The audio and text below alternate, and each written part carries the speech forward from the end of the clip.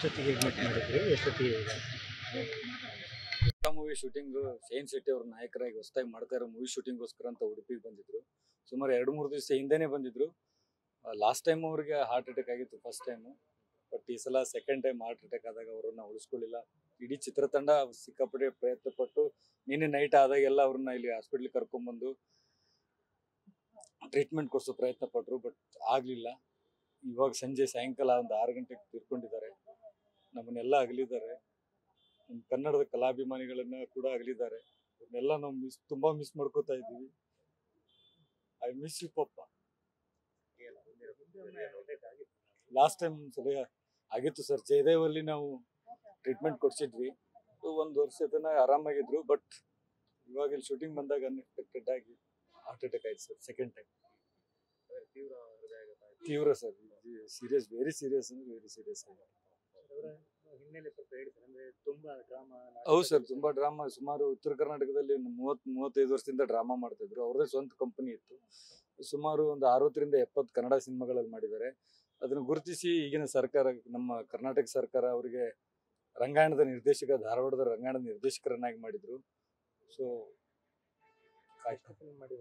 ಸುಮಾರು ಒಂದು 75 ಮೂವಿ ಮಾಡಿದ್ದಾರೆ ಸರ್ ಕನ್ನಡ. ಇನ್ನು ಸುಮಾರು ಒಂದು 8 ಸಿನಿಮಾಗಳು ರಿಲೀಸ್ ಆಗಬೇಕು.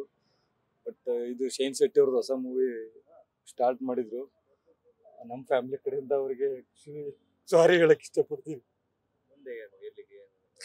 ಮುಂದೆ ಸರ್ ಧಾರವಾಡ ರಂಗಾಯಣಕ್ಕೆ ಹೋಗ್ಬೇಕು ಅನ್ನೋ ಪ್ಲಾನ್ ಇದೆ. ಸೊ ನೆಕ್ಸ್ಟ್ ಅಲ್ಲಿಂದ ಮತ್ತೆ ನಮ್ಮ ಅವರು ಇಷ್ಟಪಡುವಂತ ಪ್ಲೇಸ್ ಅಂದ್ರೆ ಅವ್ರ ತೋಟ, ಅವ್ರ ಕಲ್ಯಾಣ ಮಂಟಪ. ಸೊ ಬಿಜಾಪುರ ಜಿಲ್ಲೆ ಸಿಂದಗಿ ತಾಲೂಕರ ಚಿಕ್ಕ ಸಿಂದಗಿ ಅಂತ. ಸೊ ನಾಳೆ ನಾವು ಅಲ್ಲಿ ಅಂತ್ಯಕ್ರಿಯೆ ಮಾಡ್ತೀವಿ ಸರ್. ಮೊದಲು ಧಾರವಾಡ ಹೋಗ್ತೀವಿ ಸರ್. ಯಾಕಂದ್ರೆ ಬಿಕಾಸ್ ನೈಟ್ ತಕೊಂಡು ಹೋಗ್ತೀವಿ ಸರ್. ಧಾರವಾಡ ಹೋಗಿ ರಂಗಾಯಣದಲ್ಲಿ ಇಟ್ಟು ಅಲ್ಲಿ ಎಲ್ಲ ಅವ್ರಿಗೆ ಏನ್ ಸರ್ಕಾರದ ವತಿಯಿಂದ ಏನ್ ಗೌರವ ಸಲ್ಲಿಸ್ತಾರೋ ಅದನ್ನ ಮುಗಿಸ್ಕೊಂಡು ನೆಕ್ಸ್ಟ್ ನಾವು ಚಿಕ್ಕಸಿಂದಗಿ ಅವ್ರ ಫೇವ್ರೇಟ್ ಪ್ಲೇಸ್ ಸರ್ ಅದು. ಅವ್ರು ಯಾವಾಗ್ಲೂ ಆ ತೋಟದಲ್ಲಿ ಇರ್ಬೇಕು ಅನ್ನೋ ಆಸೆ ಇರ್ತಿತ್ತು. ಸೊ ಅಲ್ಲಿಟ್ಟು ಎಲ್ಲ ಸಾರ್ವಜನಿಕರಿಗೆ ನಾವು ಅಲ್ಲೇ ವ್ಯವಸ್ಥೆ ಮಾಡ್ತಾ ಇದ್ವಿ. ಚಿಕ್ಕಸಿಂದಗಿಗೆ ಅಂದ್ರೆ ಅವ್ರ ತೋಟ, ಫಾರ್ಮ್ ಹೌಸ್. ಸೊ ದಯವಿಟ್ಟು ಯಾರೇ ಬರೋರಿದ್ರು, ಅಭಿಮಾನಿಗಳಾಗಿರ್ಲಿ ಅಥವಾ ಯಾರೇ ಆಗಿರ್ಲಿ, ಅವ್ರನ್ನ ಪ್ರೀತಿಸೋರಾಗಿರ್ಲಿ, ದಯವಿಟ್ಟು ಅವ್ರ ತೋಟ ಅಂದ್ರೆ ಚಿಕ್ಕಸಿಂದಗಿ ಗುಲ್ಬರ್ಗ ಹೋಗೋ ದಾರಿಯಲ್ಲಿದೆ. ದಯವಿಟ್ಟು ಎಲ್ಲರೂ ಅಲ್ಲೇ ಬನ್ನಿ ಅಂತ ಕೇಳ್ತೀನಿ. ಆ ರಂಗಾಯಣದಲ್ಲಿ ನಾಳೆ ಅಥವಾ ಒಂದು ಟೈಮಿಂಗ್ ನೋಡ್ಕೊಂಡು ಆದಷ್ಟು ಬೇಗ ನಾನು ನಿಮ್ಗೆ ಹೇಳ್ತೀನಿ. ಇನ್ನೂ ಪ್ಲಾನ್ ಮಾಡಿಲ್ಲ ಸರ್. ಯಾಕಂದ್ರೆ ಧಾರವಾಡಕ್ಕೆ ಹೋಗಿ ಅಲ್ಲಿಂದ ಅಲ್ಲಿಗೆ ಹೋಗ್ಬೇಕಾಗಿದೆ. ಸೊ ನಾಳೆ ಸಾಯಂಕಾಲದವರೆಗೂ ನಾವು ಅಂತ್ಯಕ್ರಿಯೆ ಮಾಡೋ ಪ್ಲಾನ್ ಮಾಡಿದ್ವಿ. ಭರತ್ ತಾಳಿಕೋಟಿ ಅಂತ ಅವ್ರ ಜ್ಯೇಷ್ಠ ಪುತ್ರ. ಎಷ್ಟು ಮಕ್ಕಳು? 2 ಗಂಡು ಮಕ್ಕಳು, 3 ಹೆಣ್ಮಕ್ಳು. ಇಡೀ ನಮ್ಮ ಕುಟುಂಬನ ಆಗಲಿ ಹೋಗಿದ್ದಾರೆ. ಅವ್ರ ಆತ್ಮಕ್ಕೆ ಶಾಂತಿ ಸಿಗಲಿ ಅಂತ ಈ ನಿಮ್ಮ ಮುಖಾಂತರ ಕೇಳ್ಕೊತೀನಿ ಸರ್. ನಾಟಕದಲ್ಲಿ ಅವರು ಏನಲ್ಲಿ ಹೆಸರು, ಆ ಭಾಗದಲ್ಲಿ ಅವರು ಜನಪ್ರಿಯ ನಾಟಕಗಳು ಯಾವುದು? ಕಲಿಯುಗದ ಕುಡುಕ ಅಂತ ಅವ್ರದ್ದು ಎವರ್ ಗ್ರೀನ್ ಡ್ರಾಮಾ. ಅದು ತುಂಬಾ ಹಿಟ್ ಆಗಿತ್ತು. ಅದರಿಂದನೇ ಅವ್ರು ಇಷ್ಟೆಲ್ಲ ಮುಂದುವರೆದಿದ್ರು. ಕಲಿಯುಗದ ಕುಡುಕ, ಇನ್ನೂ ಸುಮಾರು ಡ್ರಾಮಾಗಳು ಮಾಡಿದ್ರು. ಬಟ್ ಪ್ರತ್ಯೇಕವಾಗಿ ಆ ಡ್ರಾಮಾ ಮುಖಾಂತರ ಅವರು ಹೆಚ್ಚು ಜನಪ್ರಿಯತೆಗೊಂಡಿದ್ರು ಸರ್. ಫ್ಯಾಮಿಲಿ ಬಹಳ ಅನ್ಯೋನ್ಯತೆ. Yes sir. ಇಬ್ರು ವೈಫು, ನಮ್ಮ ಮಮ್ಮಿ, ನಮ್ಮ ಚಿಕ್ಕಮ್ಮ.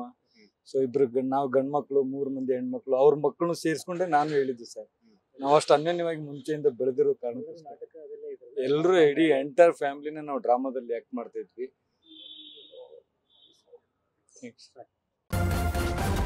ನ್ಯೂಸ್ ಫಸ್ಟ್, ನಿರ್ಭೀತಿಯಿಂದ ನಿಮ್ಮ ಪರವಾಗಿ.